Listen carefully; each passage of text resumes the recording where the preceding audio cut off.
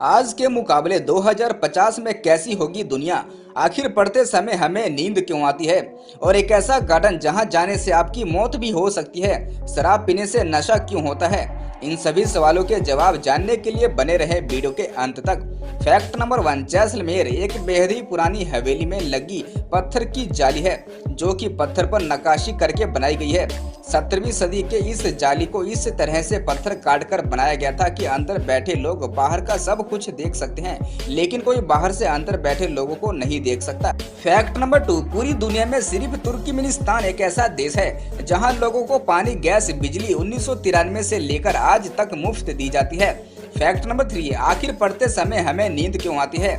दोस्तों, क्या आपको भी पढ़ते वक्त नींद आती है? जब आप पढ़ने बैठते हैं तो दरअसल पढ़ाई करते वक्त नींद आना की बहुत ही आम समस्या है। जैसे ही हम पढ़ने बैठते हैं तो नींद आने लगती है, लेकिन हमारे साथ ऐसा क्यों होता है? दरअसल दोस्तों, जो हमारा दिमाग होता है वो रिवर्स सिस्टम पर काम करता है। जब हम एक्साइटिंग या मजेदार चीज करते हैं या देखते हैं तो हमारे ब्रेन में डोपामिन नाम का एक केमिकल रिलीज होता है, जिसकी वजह से हमें बहुत ही ज्यादा खुशी मिलती है। लेकिन पढ़ाई में कोई भी एक्साइटिंग और खुशी नहीं होती है, क्योंकि वहाँ बस आपको किताबों खोलकर बस पढ़ना होता है, इसलिए हमें नींद आने लगती है। तो अच्छे से समझ गए होंगे आपको पढ़ते वक्त नींद क्यों आती है।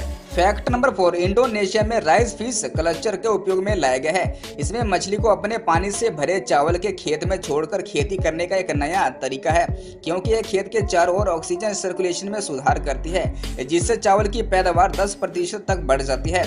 फैक्ट नंबर 5, शराब पीने से नशा क्यों होता है? दरअसल दोस्तों, इस बात को जानने के लिए जर्मनी के एक यूनिवर्सिटी में एक रिसर्च की थी। इसमें यह बात सामने आई कि अल्कोहल के अणु बहुत ही छोटे होते हैं, जिसके कारण हमारे खून में बहुत ही जल्दी घुल जाते हैं और हमारे ब्लड फ्लूइड के जरिए ब्रेन तक पहुंचने में मात्र 6 मिनट का समय लगता है। एक बार हमारे ब्रेन में पहुंचने के बाद न्यूरोट्रांसमीटर इफेक्ट करने लगती है। यही ट्रांसमीटर हमारे कम्युनिकेशन के लिए जिम्मेदार होते हैं। जबकि न्यूरोट्रांसमीटर सही के संदेश नहीं भेज पाते हैं तो हमारा ब्रेन हमारे शरीर पर नियंत्रण कम हो जाता है। यही कारण है कि शराबी ना तो सही से बोल पाता है, ना ही सही से चल पाता है। फैक्ट नंबर 6, यूपी के रहने वाला बेरोजगार पवन कुमार फेसबुक पर एक ऐसा चक्कर चलाया कि स्वीडन की लड़की इनसे इस कदर प्यार कर बैठी कि सीधा भारत आई और इनसे शादी कर ली। लड़की को देखकर पूरा गाँव हैरान रह गया।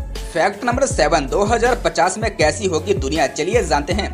2050 तक दुनिया की आबादी कम से कम 9 अरब ऊपर हो जाएगी और 2050 तक भारत की पॉपुलेशन चीन से भी ज्यादा हो जाएगी। 2050 तक लगभग 75% वर्ल्ड पॉपुलेशन शहर में बस रही होगी।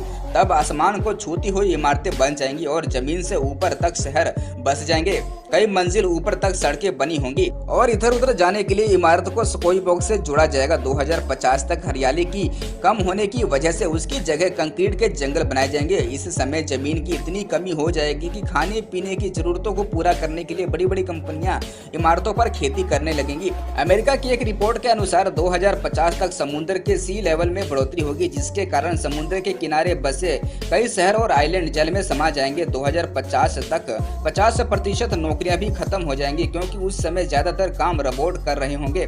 बता दें कि 2050 में मौत को चुनौती देने वाला होगा। मनुष्य का शरीर ना सही पर दिमाग जरूर सुरक्षित रहेगा। फ्यूचर में इंसान के दिमाग को कंप्यूटर के साथ जोड़कर हार्ड डिस्क में सेव किया जाएगा और उसका डाटा फाइल्स के रूप में कभी भी इस्तेमाल किया जा सकेगा।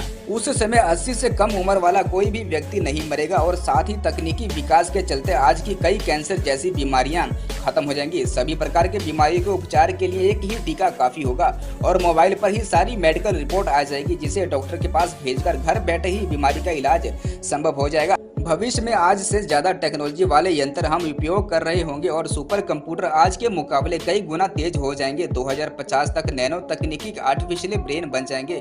ब्रेन कंप्यूटर के इंटरफेस के जरिए कंप्यूटर को दिमाग से जोड़ा जाएगा, जिसके कारण हम उन सभी परेशानियों को आसानी से हल कर पाएंगे जिन्हें दिमाग से हल कर पाना संभव नहीं है। फ्यूचर तक पेट्रोल के ईंधन के रूप में प्रयोग होने बंद हो जाएंगे। इसके स्थान पर हाइड्रोजन ईंधन के रूप में प्रयोग किया जाएगा। इसके अलावा भी बहुत सारे रासायनिक तत्वों पर भी ईंधन के रूप में हम उपयोग कर सकेंगे और कभी ना खत्म होने वाले ईंधन के रूप में वायु और सौर ऊर्जा पर रिसर्च की जा रही है। और साथ ही 2050 में उड़ने वाली कारें आने की संभावना नजर आ रही है। उन कारों को उतारने के लिए किसी हवाई सरफेस की जरूरत नहीं होगी। उड़ाने वाली कारों को वाहन कंप्यूटर द्वारा कंट्रोल किए जा सकेंगे। एक्सीडेंट होने की स्थिति कंप्यूटर सिस्टम वाहन को टक्कर होने से पहले ही कंट्रोल कर लेगा।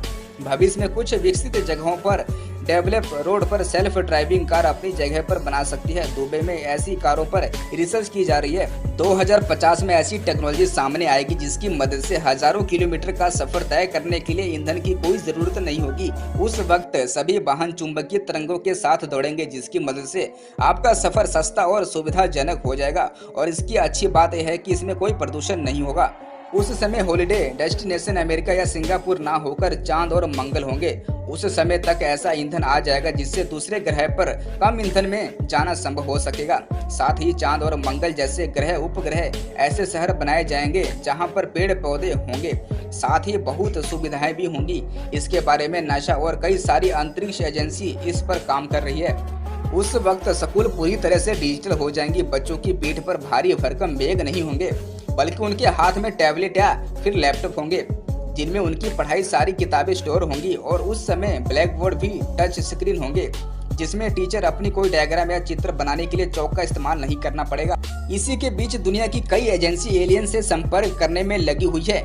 अनुमान है कि 2050 तक हम एलियन और उनके ग्रहों को खोजने में कामयाब हो जाएंगे।